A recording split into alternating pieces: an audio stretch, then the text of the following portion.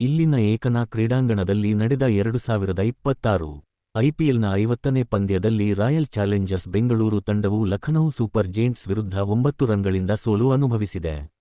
ಪಂದ್ಯದ ಬಳಿಕ ತಂಡದ ನಾಯಕ ರಜತ್ ಪಾಟಿದಾರ್ ಮಾತನಾಡಿ, ನಮ್ಮವರು ಚೆನ್ನಾಗಿಯೇ ಆಡಿದ್ದಾರೆ ಎಂದಿದ್ದಾರೆ.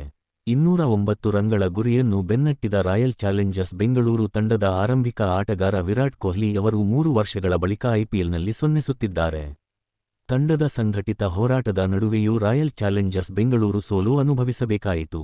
ಸೋಲಿನ ಕುರಿತು ಮಾತನಾಡಿದ ಪಾಟಿದಾರ್, ನಾವು ಚೆನ್ನಾಗಿಯೇ ಆಡಿದ್ದೇವೆ. ಲಖನೌ ತಂಡ ನೀಡಿದ ಗುರಿಯನ್ನು ಹೇಗೆ ತಲುಪಬೇಕು ಎಂಬುದು ತಿಳಿದಿತ್ತು. ಆದರೆ ಕೊನೆಯಲ್ಲಿ ಒಂದೆರಡು ದೊಡ್ಡ ಹೊಡೆತಗಳು ಬಾರದಿರುವುದು ಗೆಲುವಿಗೆ ಪೆಟ್ಟು ನೀಡಿತು ಎಂದಿದ್ದಾರೆ.